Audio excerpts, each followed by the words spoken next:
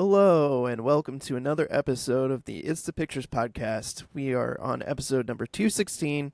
I am here. My name is Evan Crean. I'm joined, as always, by my co-host, Max Koval. Hey, Max. How you doing? I'm good. How are you? You just came back from a pretty big vacation. We How came was that? back. We came back from doing Disney and one day Epic Universe. It was quite a whirlwind of a trip. I'll talk about the Star Wars experience a little bit later. That was pretty neat. Yeah, and Evan, we're here just like right after the Oscars, and Yep. I didn't plan it that way, but I was like, oh, here they are. And it feels like they take so long to come, right? Because you and I, Mm-hmm. or people in this business, I should say, we kind of like live and breathe these movies. And in some cases, a movie like Sinners for almost a year now. Right. Like literally, yeah. I think it's roughly what came out around this time last year. Yeah, and it feels like the Oscars is something that should happen in January, and I know the pomp and circumstance and why it doesn't happen till March, but we'll get into the end of this Oscar season and a little bit of our thoughts on the show and the awards and what have you a little bit later. But I'm excited to talk about that. Yeah, me too. I know that I've been busy on my vacation. Everything going well in your neck of the woods? Yeah, I mean, the snow finally freaking melted. Yeah. The temperatures are warming up, and that's doing a lot for my mental health, in addition to the days, getting longer, more sunlight. So that's all good stuff. And yeah, as you just mentioned, this week's topic, or this show's topic, in case you hadn't figured out, was the Oscars from this year. So we'll get to that. But we got some news we want to cover, right? Yeah, absolutely. Yeah. So the first thing is I'd heard some stuff about this, but I didn't get a chance to read much about it, that there's a Firefly reunion in the works. I know that Nathan Fillion has been teasing it for at least the last several weeks. I think he's been like meeting up with his former co-stars from the show, right? And like social media videos and posts. Yeah, it was a long tease by Nathan Fillion, and those unfamiliar with his name, he is the captain on the show Firefly, and he's on a lot of procedurals over the years. I think currently he's on an ABC show called The Rookie. Yep. And before that, he was on another procedural where, like, I think he played like an author or something that was solving Right. crimes. Yeah, it was called Castle, and he was Yeah. he was an author who consulted the police, because he was like a murder mystery author or something like that. But yeah, I mean, he's a pretty well-known television quantity, and he's shown up in movies here and there recently. Like he was in the new Superman movie as the Green Lantern, and I Yeah. think it was pretty funny. But yeah, I mean, Firefly is a beloved show. I remember watching it some point after it actually aired, because my friends were really, really into it. I remember one year, my group of friends, they all dressed up as like characters from the show. Mm. And yeah, I mean, obviously they love the movie too, which I've seen, I don't know, maybe once or twice, and I remember liking it.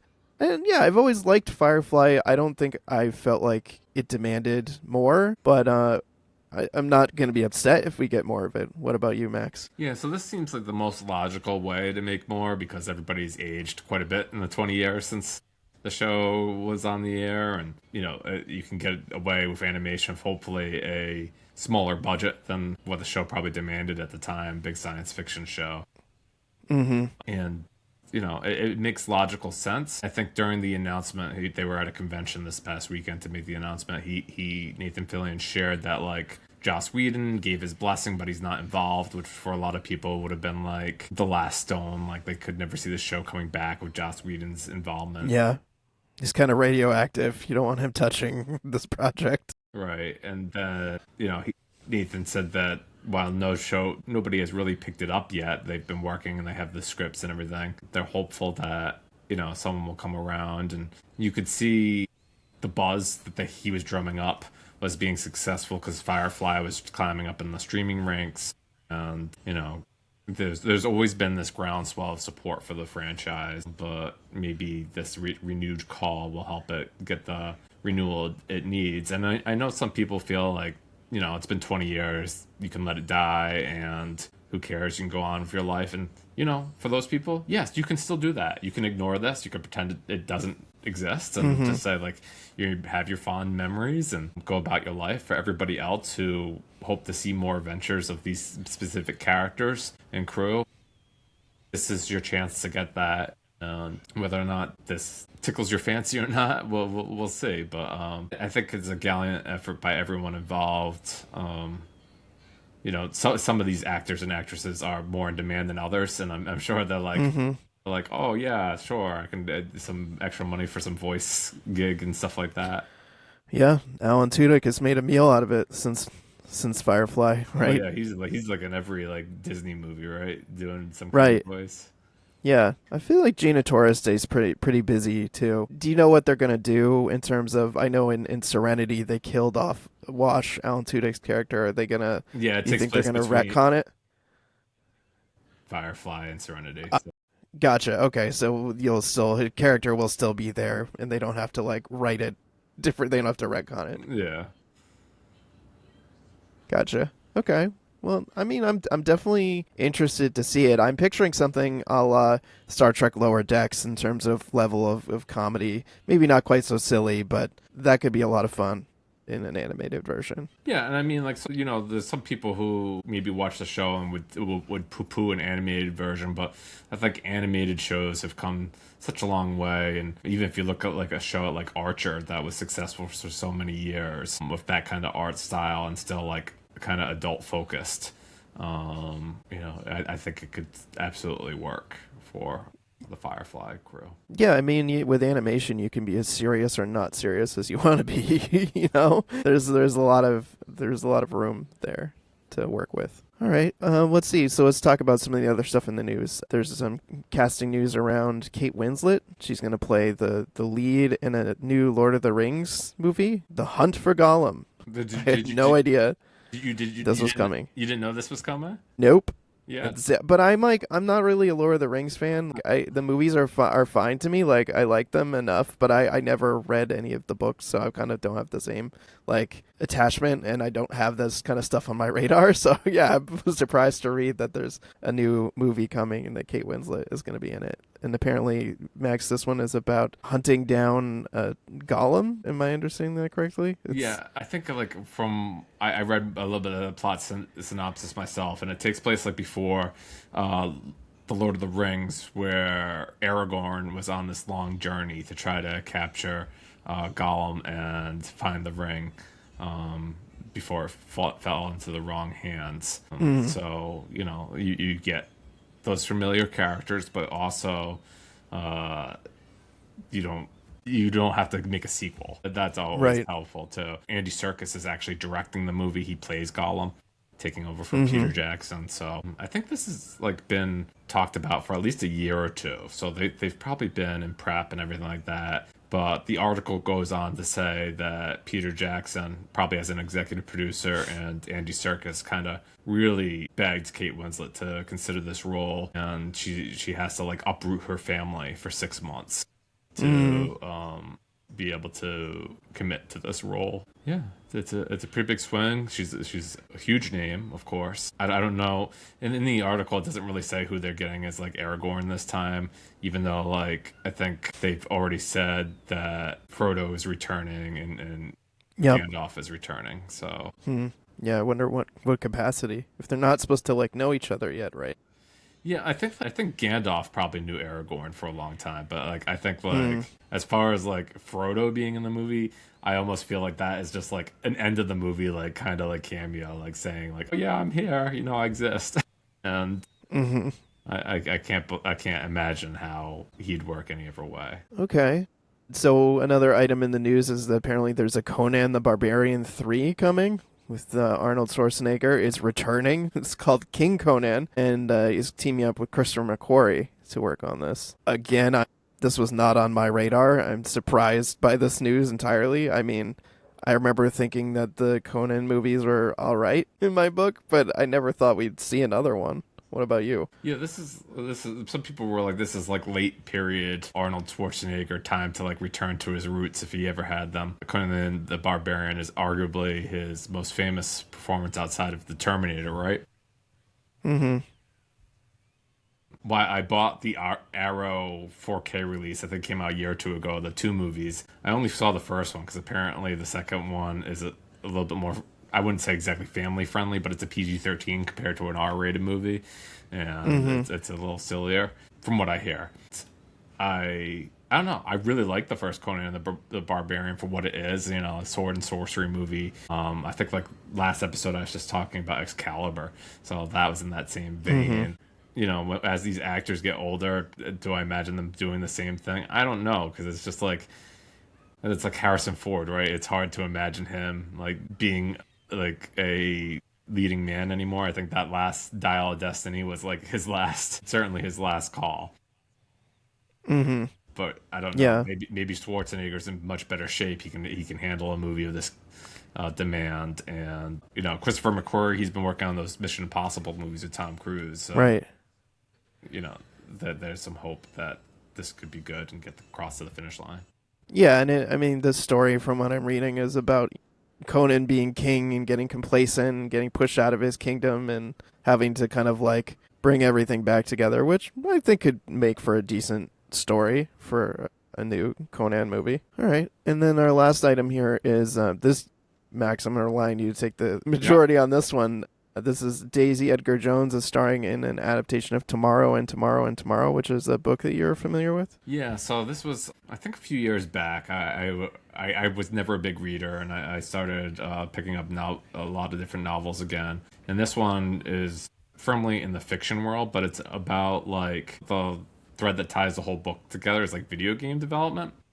Mm-hmm. And I guess Daisy Edgar Jones' character meets this young boy in a hospital setting when they're younger, and they hit it off. And eventually they develop a big video game together and keep growing together as people, and their studio growing and what have you. And as someone who loves video games, it had enough of that in the story to like really make the more heavy drama stuff work for me. And it's just a book that I really enjoyed. I don't know, like Daisy Edgar Jones hasn't really done too much for me yet. I mean, Sisters, she just kind of seems like she's there. I didn't see like some of the other things that she was in. I think she was like most famously she was in like that Hulu miniseries, like Normal People, I think. Yeah, I haven't seen that or Where the Crawdads Sing. Yeah, Although I've heard some people who really hate that movie. so I mean, like, but I think this is a good get for her. I mean, I think the book is well liked, and it has a lot of that crossover appeal because it's a drama, but that talks about video games and video game development. So, Mm-hmm. yeah, power to her. I'm glad that that's something that's being worked on, and I'm eager to see what ultimately comes out of it. Okay, cool. Should we move on to our main topic then? We absolutely should. All right. So we're gonna talk about, as I mentioned, the this year's Oscars, the 98th Oscars, and Max, I know wrote a piece about it for the newsletter. So if you haven't checked that out, you should. But yeah, I guess let's talk about the Oscars. I'll start briefly by saying I did not do a good job of following the movies this year that were in contention. I did see some of them. I didn't see a lot of the things that were in competition. I was so bad that I didn't even realize that Conan O'Brien was hosting the Oscars until I turned it on last night. What about you, Max? Were you like feeling like totally prepared, like you'd seen a bunch of movies and you were like ready to go? For this year's Oscars, did you like me? Did you DVR it and like watch some of it later so you didn't have to put up with commercials? No, so as far as like preparedness, I had seen all 10 Best Picture nominees. Mm-hmm. I think I'd seen a few of the international films. I'd seen all 5 animated movies. Damn, that's impressive. I saw zero. It's so bad. I saw one of the 5 documentaries. So yeah, I was pretty prepared as far as like being like excited for the show or what have you. Maybe I've become jaded over the years to the Oscars or just realized that like my tastes don't always coincide. Mm. Like the eventual winner of the Oscars was also very high on my ballot, so you could say, "Oh yeah, I should be happy." But also, my taste this year also includes stuff like The Testament of Anne Lee and No Other Choice, which didn't get recognized by the Academy at all, with nominations or wins by any means. So Mm-hmm. while the Academy tries to make great swaths and then like it's a popular entertainment show, right? It's telling you what Right. what is the most lauded movies of the year. and it's based on people making their charts and those movies ranking higher than others and just the movies that show up on most ballots. So I don't know. Yeah, I think I was prepared. I did not in years past. I watched a lot of award shows, Evan. Like I'd watch the Mm-hmm. Globes or I'd watch the SAGs and like see what was going on. But this year, for the most part, for those, I just saw the results afterwards. I was like, I don't need to hear the same people make a zillion speeches. Mm-hmm. I was like, well, I'll just save my one award show for the Oscars, and that'll be Yeah. enough. You're like, I'll go for quality over quantity this Yeah. year. I didn't need to watch Critics' Choice or Globes or SAGs, you know. Yeah, that's fair. I don't typically watch the other ones because I kind of feel like it's a waste of time to watch the shows. So, like the Oscars to me make sense because it's kind of like the main one for movies. So, but yeah, Yeah, no, Evan, that's my argument too. It's like when you talk about a movie, you talk about whether or not it won an Academy Award. You don't talk about right. movies like, oh, how many movies have won? This movie won the Palme d'Or, or this movie won the Golden Lion, and this is why you should watch it. It's like Yeah. someone's gonna look at you like and say, what's the Golden Lion? It's Yeah, like, exactly. Like the movies love to tout that on their posters and their marketing and stuff. You're like, oh, it won an Independent Spirit Award. Okay, cool. Like, it doesn't mean anything to the average moviegoer. yeah. Okay, let's. What do you want to? What do you want to? Where do you want to start? Do you Well, want to no, talk about let's some talk about categories? Do you want to talk about the let's talk overall about show? Conan first, because like Conan is the Okay. first thing that everybody sees. How did you think he did as a host? I loved him. I thought he was great. I don't really remember last year's show very well, but this one I think had the funniest opening that I could think of an Oscars in recent memory or even at all. I love this opening sketch where he's, getting makeup put on and then he's got makeup that looks like Amy Madigan in Weapons and this whole extended chase sequence where like the children are chasing him through the different movies. I was actually laughing out loud throughout all of that. And he definitely made some pretty funny barbs too, like in the opening when he was talking about Amazon being shut out for awards this year and he's like, yeah, why isn't the website I order toilet paper from nominated for more awards? I was like, damn, that's a low blow, Conan. Yeah, And I particularly like the Ted Sarandis joke where he was like, oh, "Welcome, this is what a theater is like." Like yeah. Ted Sarandis is the CEO of Netflix. I'm like, he doesn't want to be in no theater. Right. Yeah, you made some joke that was like, it should be home, in your home where I can monetize it. Hmm. So yeah, I liked his sense of humor. I thought he brought a really good energy to the show. I didn't feel like the show was like unnecessarily weighted down with like dumb bits that were trying to go viral. They were just silly, like the Timothy Chalamet butt bongo thing that the guy was playing with the ping pong paddles, or the whole joke about the Oscars going to YouTube in a few years and then like getting interrupted by Jane Lynch tactical flashlight ads and Yeah. class action ads. Those were very funny to me. Good use of Jane Lynch. Yeah, I even like So the bit he had with Sterling K. Brown about repeating the plot. We talked about that on the podcast a few episodes ago, and yeah. it was nice to see that come up in a joke about Casablanca. Yeah, exactly. They felt in previous years' shows, I feel like they try to go for like meta jokes and things that they're just trying to create viral moments. And this, I felt like the humor was topical and pointed Hmm. at the movies and the movie industry. Like even when he introduced Kumail Nanjiani and he said he has the body of a Marvel Comics hero and the voice of a Marvel Comics collector, I thought was very funny. Both at Kumail's expense, but also just, it's like people who are watching the movies are going to get these jokes. And so I appreciate that.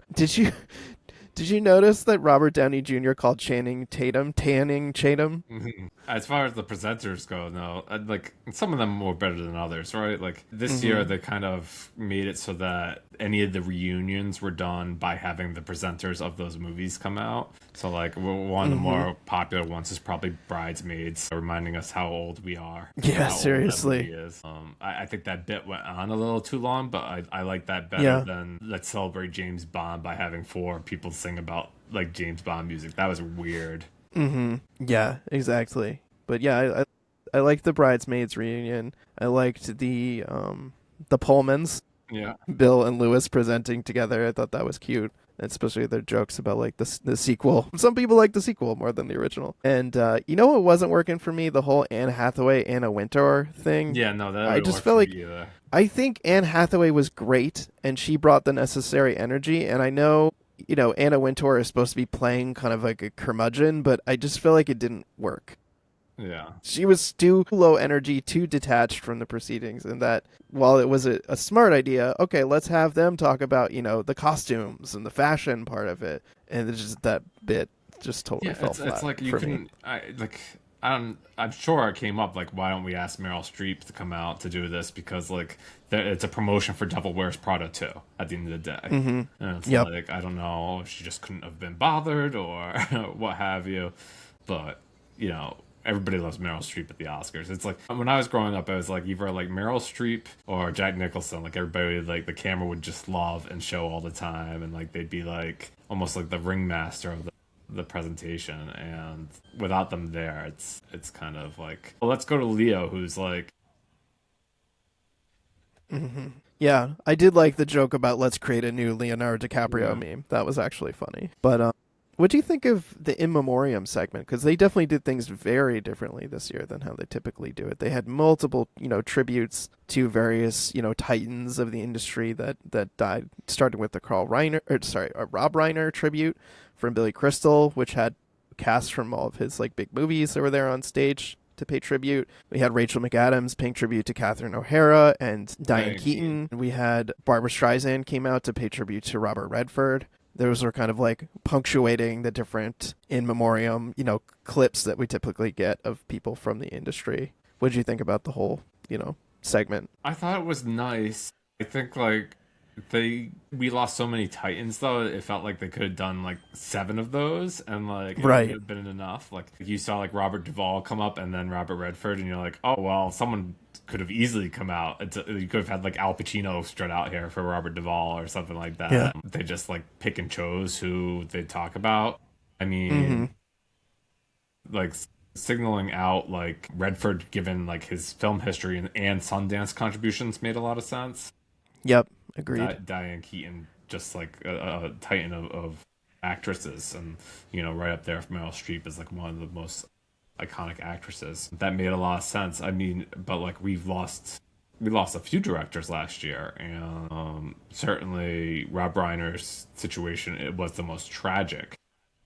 Right. That I think deserved a special recognition, both for his massive contributions to the industry and the nature of which, they didn't call attention to it, but I Mhm. think it hurt more. Yeah, we lost a lot of great actors and actresses and also directors. You see that list of people fly by and you're like, oh boy, it's like too many. Yeah, there were people I forgot about too, like Michael Madsen. I was like, my God, I forgot we lost him. And then when it got to Graham Greene and Val Kilmer back to back, I, Yeah. I I also was like, whoa, that really hit me where it hurt because I had in last year seen Thunderheart with him with both of those actors, and they were terrific together, and it just made it hurt that much more. Right. And for that point, you could also have had Tom Cruise, one of the biggest stars on the planet, come out and talk about Val Kilmer, right? So Yeah. they had to pick and choose, and that kind of stinks in the end because plenty of people deserved that kind of recognition or extended sequence, but I guess they did the best that they could. Mm-hmm. It was always going to be a tough thing to kind of do. I guess another thing, if we're talking about the production of the show, that like I thought were misses. I thought that Memoriam was good, but the misses for me were like I thought like the sound quality on the whole, the evening was pretty poor. Yeah, that's right. There were weird kind of dips or odd things with the microphones going on, at least in the broadcast as I was watching it. Yeah, it's like even when Barbara Streisand was singing her song from the movie that she made with Robert Redford, it felt like Mm-hmm. it was either struggling to catch her voice or she was not mic'd properly or what have you. It just, and I wrote about it in the newsletter. I said, good sound is supposed to be something you almost don't notice and nobody talks Right. about. But bad sound is like everybody will bemoan that. So Mm-hmm. it was too bad. And I guess the other thing that I didn't really love about the broadcast itself, I guess a lot of people were getting cut off Yeah, or it taste. pisses me off Yeah.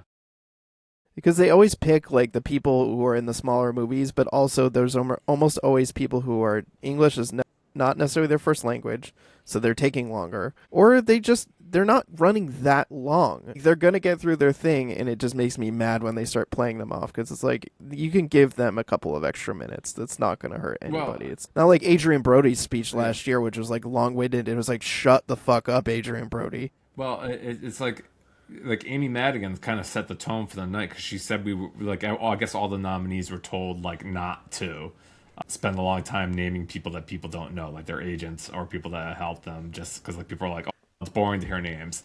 And my counterpoint is like, not only is the Oscars entertainment, but it's also an industry event. So it's like by getting your name in front of all these people, it's a big deal for your career. And Yeah. you know, I think like they recognize that moment as actors and actresses and what have you, and it's too bad. It's again another fine line that the Oscar ceremony has to do, but it's like, are you an industry event or are you an entertainment product? And you know, you just added a Oscar for casting, the first ever. That is certainly an industry award. Nobody knows what goes into casting, Right. Exactly. who those people are who are winning those awards. Yeah. Well, why don't we talk about that since you just mentioned it? I think it was smart how they had people from the films come out and actually talk about the casting for each of the nominees. What did you think of that aspect? Yeah, then you can have some familiar faces with it and say like, oh, I know that person. They must have been in that movie.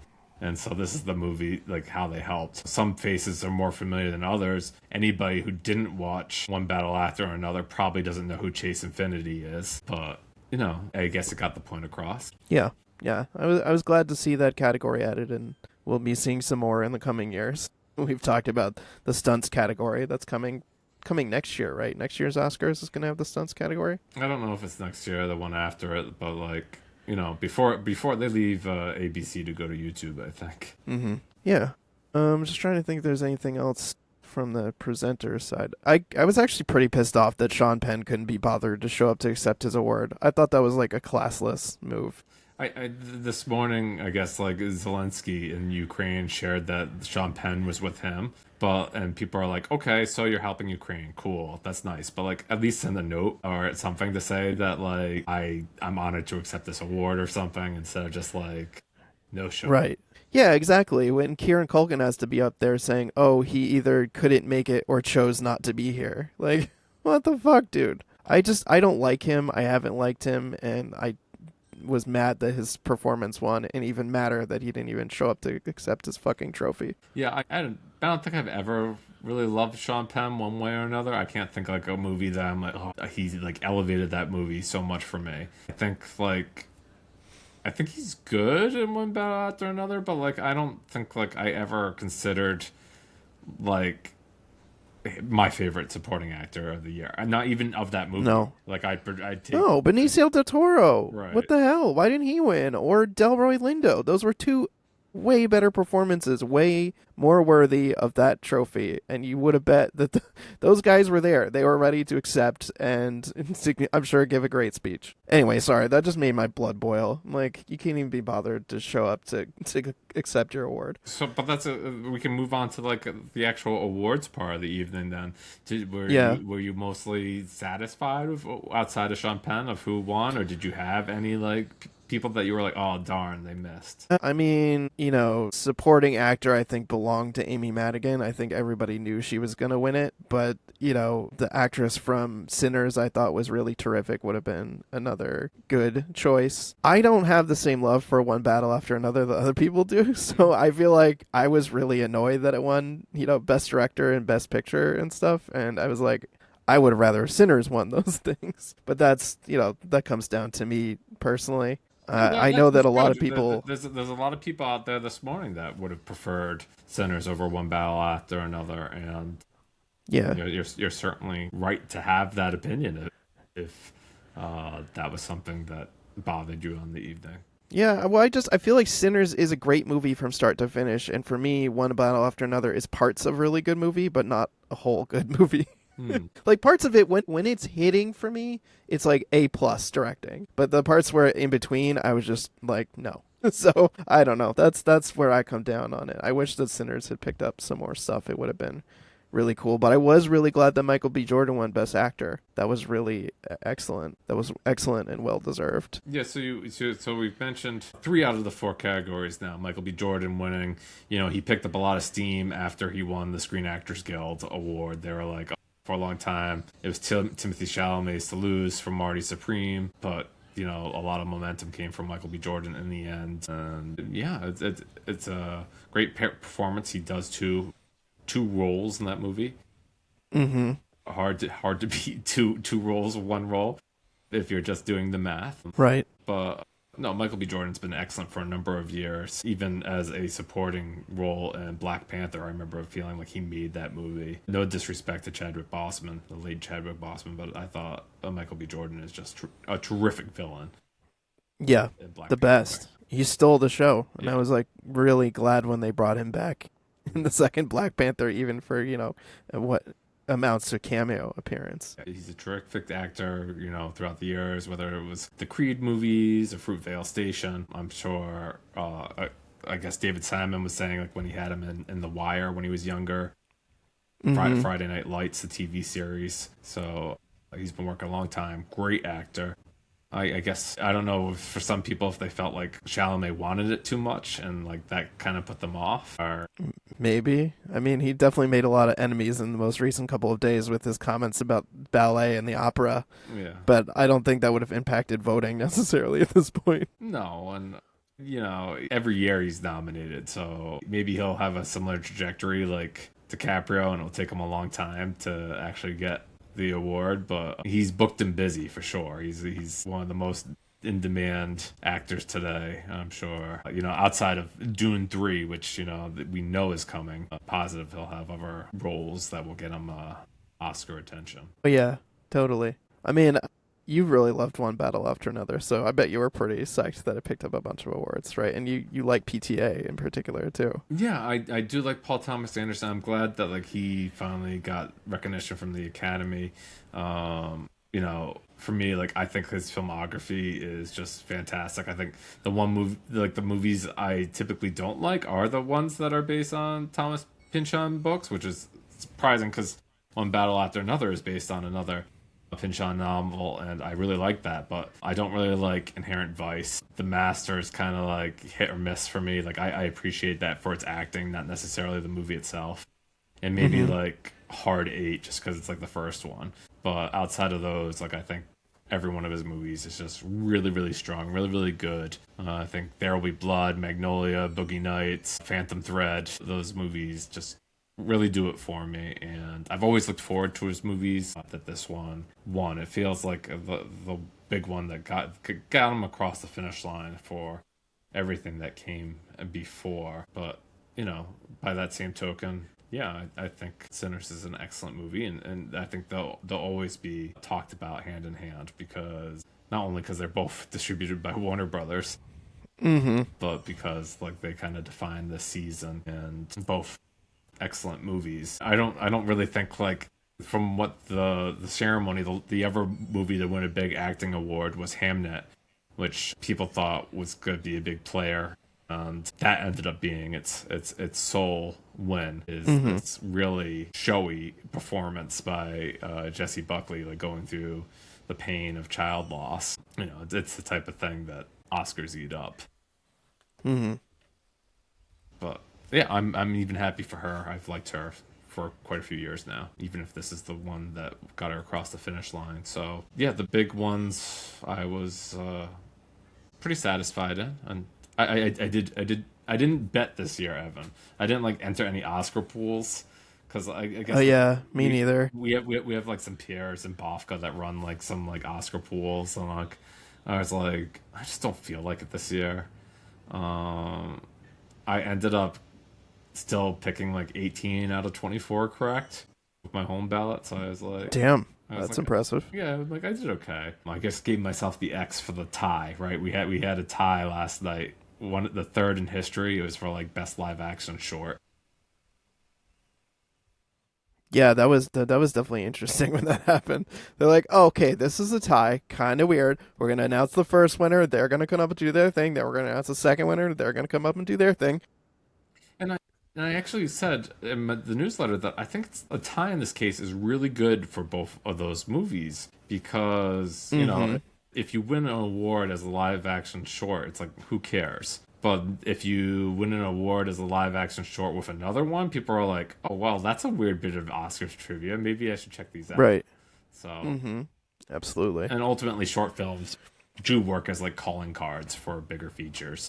One case in point I like to use is when Damien Chazelle went to Sundance with Whiplash as a short, and then was able to make it into a feature film. Yeah. Yeah. Shorts are often, like you said, a proving ground for directors to show that they have a really strong concept that they can extrapolate out to feature length. Max, I've been dying to know, what do you think about Sentimental Value winning Best International? Because I remember you said that you really liked that one, but I was like kind of surprised in the on the ranks of the other movies that one came out on top. Yeah, I mean, like, I think what I likened it to is like that had the most like nominations or the most love from the Academy. It was like runner up at the Cannes Film Festival. It lost to It Was Just an Accident there.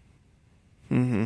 So it was beloved, but like it also had like these familiar faces like Stellan Skarsgård and Ellie Fanning, so it was like maybe like easier to digest as an international film. I think like The Secret Agent picked up a lot of steam. Wagner Moura won like the best actor at Cannes, and like people were like really excited about that one catching up. The aforementioned It Was Just an Accident was very good, and I didn't see Surat or the voice of Hind Rajib, but yeah, I think ultimately I think the one that made the most sense won, but I think outside of like sentimental value, It Was Just an Accident or Secret Agent could have won easily. Like Mm-hmm.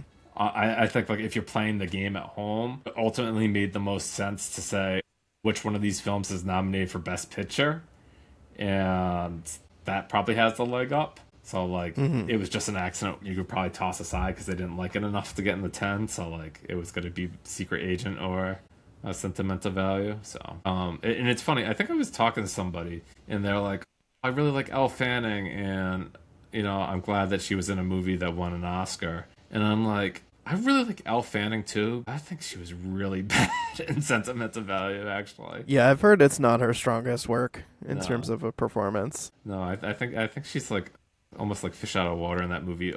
Not as bad as Mia Goth in Frankenstein, but it just it feels kind of weird for her there. And I'm like, oh, I'm glad to see like her return to form in Predator Badlands, which I think she's excellent at. Yeah, that was a fun movie. All But did right. you see Frankenstein? We had to talk. No. Like Mia Goth is just really out of place in that movie. I think I was talking to Shannon about it, and she's like, "Oh, I still haven't seen that yet." And I'm like, "Well, Shannon, look at all the awards it won. It won Frankenstein won 3 Oscars, right? It won for Yep. costume design, production design, and hair and makeup." And I'm like, you know where that would look really good? In the movie theater. And it's a Yeah. it's a damn shame that this was a Netflix movie and that most people probably watched it at home on dingy sets or streaming on their phones and stuff. I'm like, this movie looked like $1 billion Mm. and was awarded thusly, but like many people didn't see it that way. Yeah, admittedly, it was one that I missed and never ended up catching up on. Whereas if it weren't that situation, I might have potentially seen it. But who knows? Yeah, and a lot of the other undercard categories made sense. Right? The one Avatar nomination was for visual effects, and it's like, yeah, that movie had the most money thrown at its visual effects, so that makes sense that would win. F1 kind of made sense, like revving of engines and like Right, for sound, right? Is yeah, that what I went for? I was not surprised that I still haven't seen it, and I want to. The K-pop Demon Hunters won Best Animated and won Best Song, right? yeah. That I made a point about how much that bothered me, Evan. I guess like they didn't play the K-pop Demon Hunter song Golden until around 10 p.m. Eastern time. And I'm like, my little K-pop Demon Hunter is in bed. They didn't catch this. So I don't know what they're planning. And someone was arguing with me, like, oh, not everybody lives in that time zone. And I'm like, okay, if that's your argument, then why wouldn't you put the Sinners performance later in the evening and the K-pop Right. performance earlier in the evening? Are you like hoping like people are holding out for the K-pop performance that, they've had numerous opportunities to see? Because I think they've performed at almost every award show. They've Mm-hmm. performed Golden now. So Yeah. I liked the Sinners number. I thought that was very celebratory, and it Hmm. conjured the kind of vibe of the juke joint effectively in that number. Yeah, That said, I wasn't really paying attention to the other ones aside from the K-pop Demon like I said, Hunters they only one. did two. Oh, okay. So They, I didn't like miss another one that I no, wasn't really paying attention to. no, they skipped the other three, and Diane Warren put out like a scathing report, like saying like, oh, if you're gonna like play some of them, you should play us all. And I don't think that's necessary, honestly. I mean, it's one of the parts I find the most boring, actually, yeah, every year when they perform all of them. I get it, but on the other hand, it's like if you're gonna make a point to like nominate it and do it, then like you should do it right. And like, Mm-hmm. I'm sorry that not every one of the songs selected is like a Billboard Top 100 song. I mean, if Yeah. that's ultimately what we're rewarding is like the most successful one, then like Mm-hmm. maybe you could just have that award off air every year. But again, the Oscars want to be an entertainment product, so they're like, oh, sweet, we have a song that people recognize. Let's play that. Any other thoughts on the Oscars? No, I like overall, like I think like it was about as decent of a show that you can get. I don't know Yeah. like what I want more from the Oscars, or like maybe it'd be just like what Max wants personally. Like I was like, oh yeah, give people all the time they want to thank whoever they want. But then the show was already like 3 hours and 40 minutes long. And I'm like, that was a stretch even for me at that time limit. So I'm Mm-hmm. like, imagine just the normal person watching this. Yeah. I was glad that I DVR'd it and watched it later. Like I didn't watch it like after I'd finished airing, but it was like mostly done airing and to the point where I started. And so I fast forwarded through all the commercials. I fast forwarded through a lot of the like where they're reading off the names of the nominees, and that made it a much more efficient. And I think I fast forwarded the like clip montages that they do where they're like, let's clip montage all of the Best Picture nominees. I'm like, nope, don't need to see that. Yeah, I think there's a lot less of that this year, like clips or like they didn't really show too many of the like Oscar moments or like I used to like that, but I know that it takes up time. Mm-hmm. No, I think they came up with a successful evening Yeah, either way. agreed. Yeah, it definitely this year definitely worked for me. So overall, very satisfied with the Oscars. Okay, let's kick it over to our station identification, as you like to refer to it. So you've been listening to the It's the Pictures podcast, and let's see, where do I start? We're on social media if you want to follow us. We're probably what Max the most active on Blue Sky and Threads, and we have a Instagram. presence on Letterboxd, Instagram. Yep, in Letterboxd. It's the pictures or it's the pick pod. You might find it in one of those ways. And we also have a really amazing newsletter that Max works on. He did one most obviously on the Academy Awards. That's the most recent piece that he's put out. But he also did one on Disney Plus and its issues where it likes to just do a show for a season and then cancel it. Yeah. Like I wrote that like a few years ago, and it's still a thing. I'm like, it's like if you're not Marvel or Star Wars, you're not gonna last on Disney. Yeah, it's true. And even some of those don't last. Like you said, She-Hulk not going to get another season The likely. acolyte, I think was a Star Wars show, right? That's not Yep. getting another one. Yep. So those are some of the pieces you can catch up on if you subscribe to our newsletters. And you can just go to our website, right, Max, to subscribe to it. It's Yeah. thepictures.com and get it. So definitely check that out and subscribe to it. Max, where can everybody find and follow you? Yeah, I'm mostly on Blue Sky these days. You can look me up there at maxcoville.com or search my name, Max Colville. You can find my letterbox at mhcolville. And I'm logging the films that I see. Unsurprisingly, with my big trip away to Florida and Disney and what have you, I have not seen very many movies this month, so you will not see many logged there.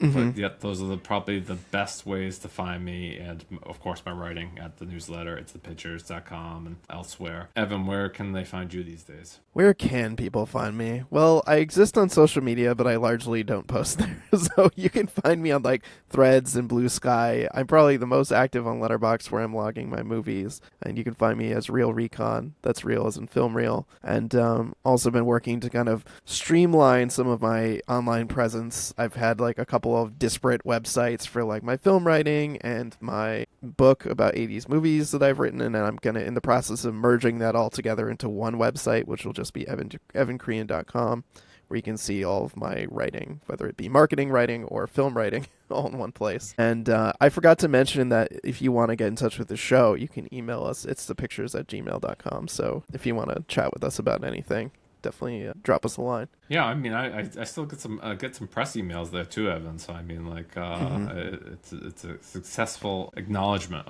of our email address. All right, let's talk about the what we've been watching, or in this case, Max, what rides you've been going on at Disney. Yeah, so anybody who's been to Disney World or Disneyland, I imagine, knows that like these amusement rides have stories built into them. That's kind of like either through the lines or through the queues or what have you. And although I did the new Tron ride, Tron Light Cycle, and that was really cool, just blisteringly fast. I think the most thematic ride I probably went on is probably the Star Wars Rise of the Resistance ride, which is a few years old now. It's I guess it's in the Hollywood Studios Disney World Park where they have Galaxy's Edge Star Wars.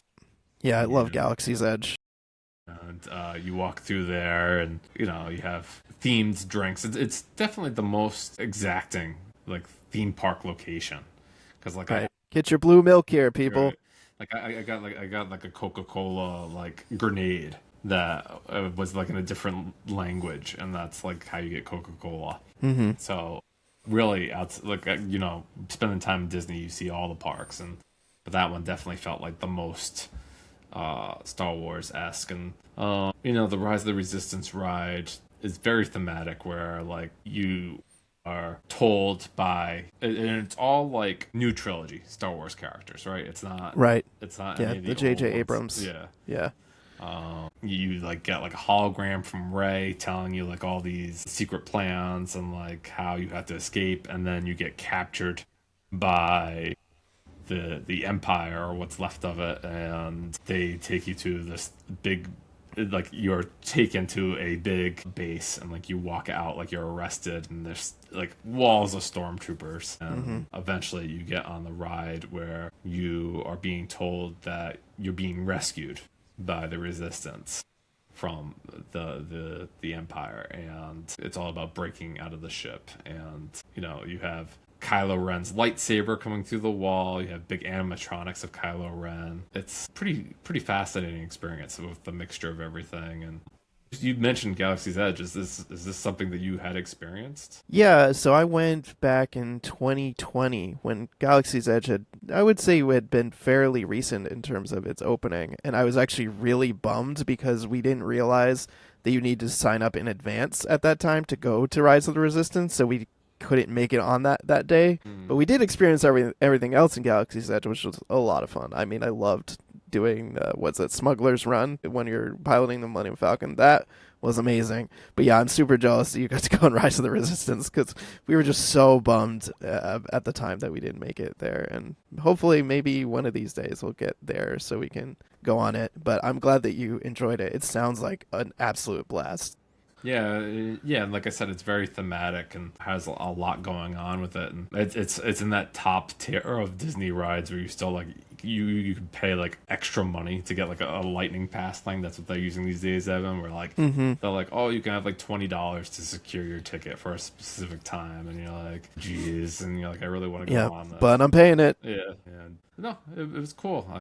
When we got home a few days ago, and we were like all just thinking about the rides, and we were like watching, like I guess they have like shows on Disney Plus about like the Imagineers and what goes into some of these rides, and all that is really fascinating. The technology and artistry that goes into creating all these rides. Yeah, it is truly remarkable what they do there, both on a technical level, like all the ways that they craft the rides, but also from a narrative perspective, what they're doing as storytellers. So you've actually been watching real movies.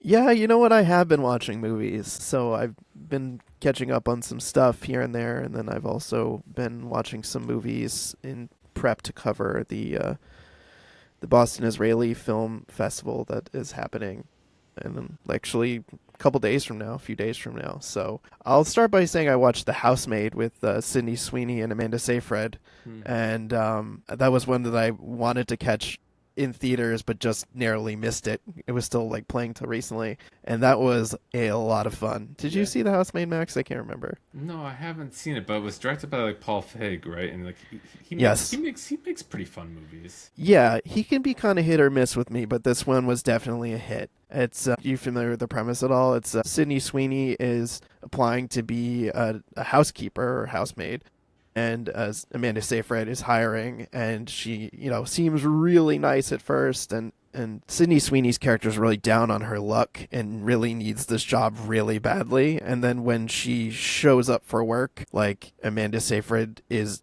unhinged, like totally like wacko, like doing all kinds of mean spirited like things to try to like mess with her. What Without going too much into spoiler territory, it kind of sets up a dynamic that you think is going to be like a straight up cat and mouse game that you expect in this kind of single white female esque kind of situation. But it actually is a lot more interesting than that. There's a lot more going on. And while I was watching, I was like, "Ugh, it feels kind of long," but then there's kind of like a pivot point in the movie where I'm like, okay, I get where it's going now, and I'm Hmm. totally on board with what's happening. So yeah, it's a little bit salacious. There's definitely some nudity and sex scenes in it. Yeah, Sydney Sweeney and Amanda Seyfried I think are great together. I think I like Amanda Seyfried more in it than Sydney Sweeney, but it's a fun combo and a really entertaining movie. Is this the most you've liked Sydney Sweeney in? Because like I think I kind of tolerated the one that she was the romantic comedy she was in opposite um, with our guy over there, Glenn Powell, and like I thought that was okay, but like for the most part, I don't really like her. I haven't really seen her in a ton. So I watched this movie that came out last year called Echo Valley, which was like a thriller with her, and she was okay. I've seen Immaculate. Again, I thought she was good in that. I didn't think she was like amazing, but thought she was good. And I remember seeing her like way back when she was doing, was it White Lotus, the first season of White Lotus that she was in? I think So I feel Euphoria. I think she was in too. Like that's yeah, but I never saw Euphoria, yeah. so like I've only seen her in the movie context, and yeah, she's all right. I don't think she's like amazing, but yeah, I think Amanda Seyfried was definitely the stronger in this. But Sydney Sweeney does have her moments. There's this like really great moment where she's eating a sandwich, and it's just fucking hilarious. But, She's like but chowing down at a sandwich. you're saying that this is an easy recommend based on its entertainment factor. Absolutely, yeah, Yeah. it is fun. It is a fun movie. And like I said, surprised me. I was expecting kind of a certain dynamic, and it upended that in a good way. So yeah, definitely see The Housemaid, and then yeah, just pivoting briefly. Like I said, they're the Boston Jewish Film. It's an organization that I've connected with for a long time, and have attended their festivals. They're doing an Israeli film series. They're now part of the JCC Greater Boston, so they're actually hosting the film series there. But they're showing 4 films from March 22nd to March 29th. The Property, Nina is an Athlete, Wildland, and Pink Lady. Nina is an Athlete and Wildland are both documentaries, and The Property and Pink Lady, which I've watched so far, are narrative features, and they're both, I thought, really, really good. So The Property is about a grandmother and a granddaughter who travel to Poland, and they're there to like reclaim some family property that was taken during World War II during the Holocaust. Things kind of unravel once they get there.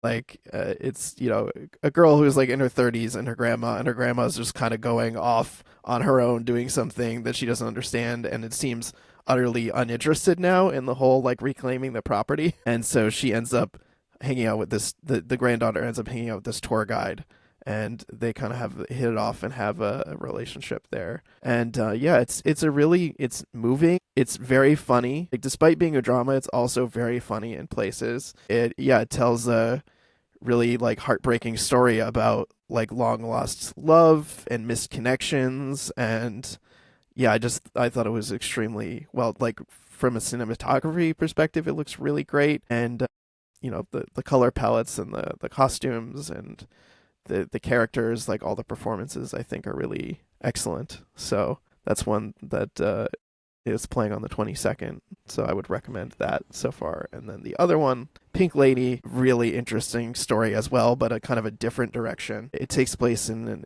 ultra Orthodox Jewish community in Jerusalem where the lead character, her husband, she finds out, and father of her 3 children, is having an affair with one of the men in his yeshiva that he's attending. And so it's this like really like rough kind of story about her discovering the fact that her husband has been concealing this affair from her, and there's blackmail involved in this religious community, and it's really well done as well. Like, it delves deep into their lives, into this community, and it's a really compelling portrait of this woman kind of grappling with all of these things that are like totally upending her world, but still finding like moments of levity and catharsis. And yeah, another like really excellent movie. So 2 very different movies. Either way, thanks for sharing those movies with us, Evan. You've been listening to the It's the Pictures podcast and, our thoughts on the Oscars. I hope you enjoyed that. I hope you enjoyed the whole season.